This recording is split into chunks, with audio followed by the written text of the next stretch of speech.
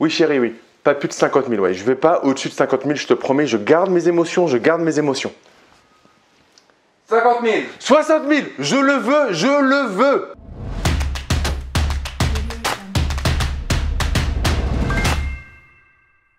Yo les esprits gagnants, c'est Damien et bienvenue sur cette nouvelle vidéo. Si c'est ta première fois sur la chaîne, je te recommande fortement de cliquer sur le bouton s'abonner ainsi que sur la cloche pour recevoir mes pépites sur l'investissement immobilier. Reste bien jusqu'au bout de la vidéo car j'ai un cadeau pour toi. Dans cette vidéo, on va parler vente aux enchères. On va voir si c'est vraiment un bon plan et si on peut vraiment faire de bonnes grosses affaires en vente aux enchères. En passant juste, j'ai un expert en vente aux enchères qui sera à mon séminaire Focus Immo Live en mars 2020. Donc si le séminaire n'est pas encore passé au moment où tu vas voir cette vidéo, je te mets le lien dans la description de la vidéo. Tu vas voir, ça va être une pépite parce que là, on va pouvoir faire du gros argent avec les ventes aux enchères. Dans cette vidéo, on va faire un focus sur qu'est-ce qu'il faut vraiment regarder pour pouvoir aller dans les ventes aux enchères de manière sereine. La chose, je vais envie de dire la plus importante, comme dans l'immobilier, c'est de laisser le côté émotionnel de côté. Alors si c'est important de laisser le côté émotionnel de côté dans l'investissement immobilier classique, mais dans la vente aux enchères, c'est pas important. C'est que si tu ne le fais pas, tu es mort. Parce que tu es sûr que ça va monter, ça va monter. Ce qui fait que dans une grande partie des ventes aux enchères, en fait, il n'y a pas de bonnes affaires qui se font. Parce que ça se vend au prix du marché, voire des fois même au-dessus. Et par rapport aux problèmes que tu vas avoir sur la vente aux enchères, parce que souvent la vente aux enchères, il y a des soucis à résoudre quand tu achètes, ce n'est pas très intéressant. Donc la chose numéro 1 à faire, c'est savoir quel est le montant maximum que tu fais sur une enchère. Et par rapport à ça, il faut avoir conscience de tous les frais qui sont à payer par rapport à ta vente aux enchères. Donc sur tout ça, quel est le prix maximum sur lequel tu montes sur une enchère? Si tu as 150 000 euros de budget, ça ne sera pas 150 000. Il faut que 150 000 euros, ça soit le budget global avec tous les frais inhérents. Donc par rapport à ça, tu vas calculer le prix auquel tu dois monter. Et ça, un coup d'avant, c'est quel est le problème que tu es en train de résoudre sur l'affaire. Dans les ventes aux enchères, de temps en temps, et c'est là que tu peux faire des bonnes affaires, c'est que tu vas acheter un bien occupé, potentiellement occupé par l'ancien propriétaire. Donc sans titre ni droit, il va falloir faire une procédure d'expulsion. Ce qui n'est pas forcément très grave en soi, mais ça prend un certain temps.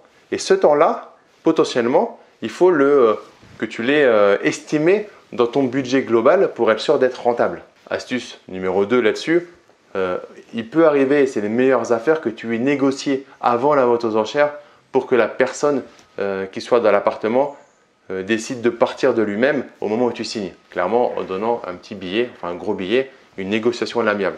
Attention, potentiellement, elle peut aussi te dire oui et au moment où tu achètes, ne pas le faire et tu as quand même la procédure. Donc pour moi, il faut toujours budgétiser une procédure, voilà, c'est entre 12 mois et 24 mois si tu achètes avec quelqu'un qui est dedans sans titre ni droit. Donc ça, c'est le plus important, c'est la partie émotionnelle. Maintenant, il y a une deuxième partie qui est que tu rentres dans un autre monde. C'est un peu comme les marchands de biens. Les marchands de biens, ils n'aiment pas quand il y a un petit jeune qui arrive, un nouveau qui arrive et qui dit qu'il veut faire marchand de biens.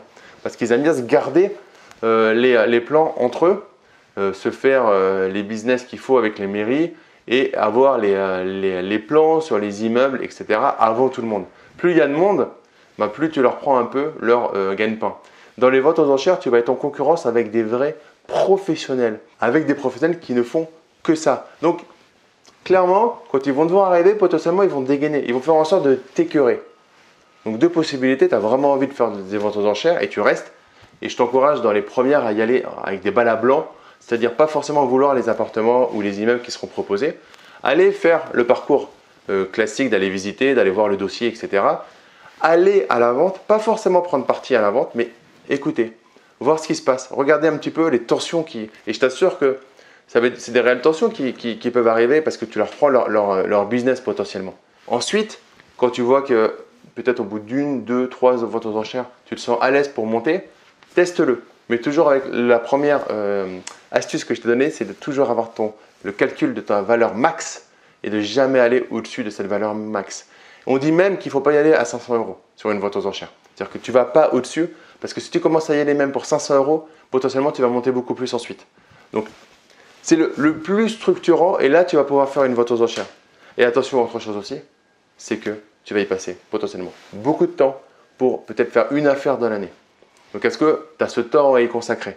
Ou est-ce que parce que tu vas être agacé, tu vas te dire « Ah, ça fait 6 mois que je cherche, là je suis dessus, je remonte de 5 000 €. » Et là, tu vas te planter. Donc, vente aux enchères, clairement, ça peut être un super plan, mais c'est comme un peu tout le reste. Il faut se professionnaliser et être focus dessus. C'est pas je fais de la vente aux enchères et en même temps je fais de l'immeuble de rapport et je sache pour une colocation et je regarde la courte durée. C'est un moment si tu veux faire de la vente aux enchères, il faut que tu montes réellement en compétences dessus. Il faut que tu en fasses, que tu en fasses, que tu en fasses et que tu te professionnalises parce que tu vas être face à des professionnels de l'immobilier qui vont envoyer du lourd et qui vont chercher à t'écœurer. Mais pour répondre à la question du début de la vidéo, oui, tu peux gagner beaucoup d'argent avec les ventes aux enchères. Mais attention parce que par contre, tu peux prendre une grosse claque et perdre beaucoup d'argent si tu n'as pas bien maîtrisé toutes les composantes. Dernier point que je voulais rajouter, attention, une vente aux enchères, il faut que tu aies des liquidités. C'est-à-dire que si tu as zéro d'épargne de côté, oublie la vente aux enchères, ça ne sera pas possible. Si tu n'as pas un montant que tu peux immobiliser via un chèque de banque pour le début de la vente aux enchères, c'est juste pas possible. Il y a d'autres stratégies pour investir dans l'immobilier. Maintenant, si tu as vraiment zéro épargne, ce que je te recommande fortement, c'est de constituer une épargne de 5 000 €, 10 000 €, de te former et de monter ça avant d'investir dans l'immobilier pour que ce soit serein et que tu ne te mettes pas, toi et ta famille, en danger. Voilà, si tu as aimé cette vidéo sur les ventes aux enchères, mets-moi un gros like. Dis-moi dans les commentaires si les ventes aux enchères t'intéressent. Et en tout cas, si ça t'intéresse, je t'encourage à bloquer ta place pour Focus Immo Live les 28 et 29 mars 2020 à Paris. J'espère que quand tu verras cette vidéo, ça ne sera pas passé. Sinon, ça sera pour l'année prochaine. Et comme je te disais au début de la vidéo, j'ai un cadeau pour toi. C'est ma formation sur la simplification du droit et de la fiscalité. Donc, c'est en partenariat avec mon frère, avocat au barreau de Paris. Je te mets le lien dans la description de la vidéo. Tu me mets juste ton prénom et ton email et je te l'envoie immédiatement. Et comme à chaque fois, ne reste pas un consommateur, mais deviens un producteur. Passe à l'action. À très vite. Ciao, ciao.